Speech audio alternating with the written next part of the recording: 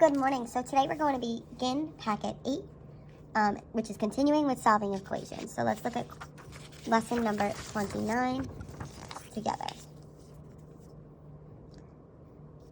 So if we see, I want you to brainstorm what would happen when we try to solve this problem. Well, remember, we always put our line down our equal sign.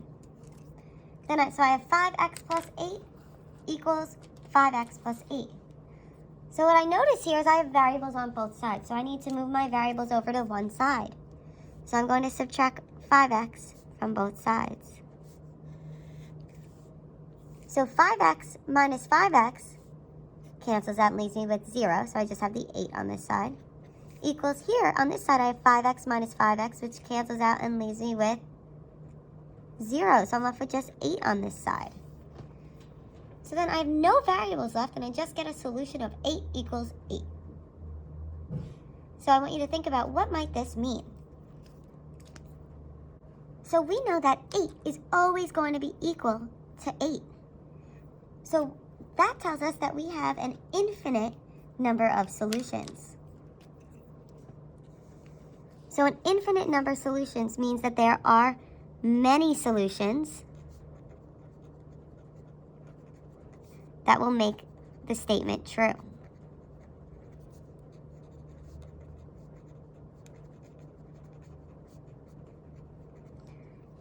So you know that you have infinite solutions when you get a statement that is true, such as 8 equals 8.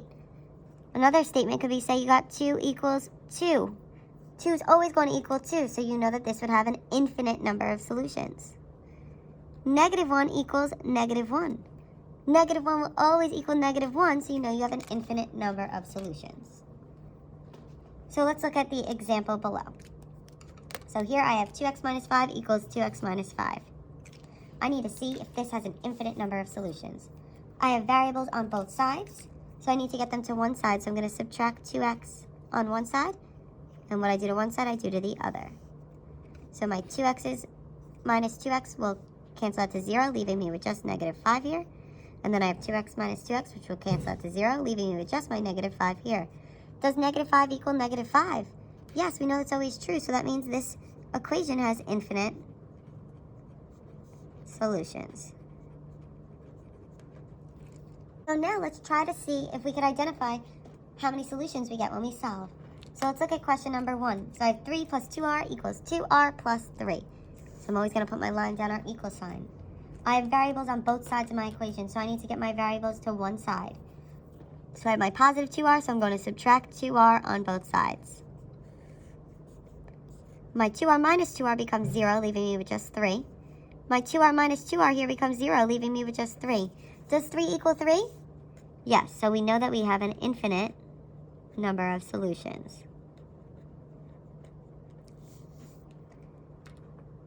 Let's look at question number 2. So we're going to put our line down our equal sign here. And question number 2, so I have 5 times x minus 10 equals 2x minus 10.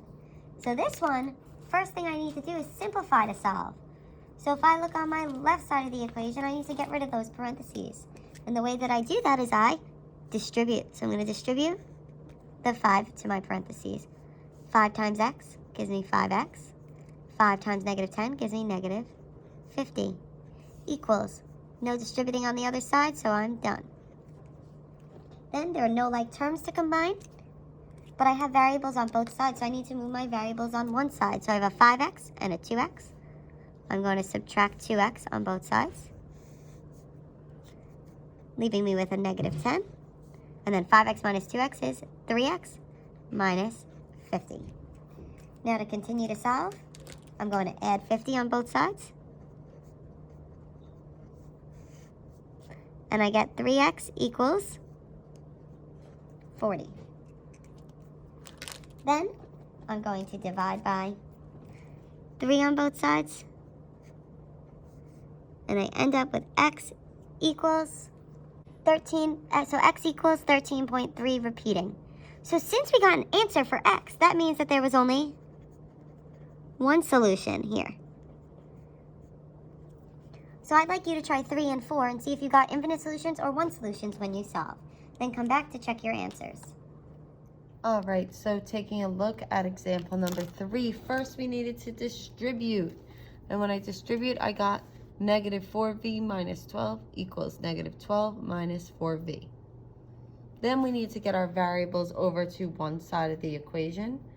So I added 4v on both sides, and I ended up with negative 12 equals negative 12. Since that's a true statement, I know I had infinite number of solutions. For number 4, I needed to distribute first. So I got negative 7 plus 5n equals, after I distributed, I got 15n plus 10 minus 7. Then I noticed I had some like terms to combine. So I had negative 7 plus 5n equals 15 plus 3 after I combine my like terms. So I have variables on both sides, so I need to move them to one side. So I subtracted 5n on both sides, and I was left with negative 7 equals 10n plus 3. Then I needed to subtract 3 on both sides to get the x by itself. I had negative 10 equals 10n divided by 10, and I got n equals negative 1. Since I got a numeric answer for what n was equal to, I realized I had one solution. If you have any questions, please comment on this video or in the Google Classroom and complete practice worksheet number 29.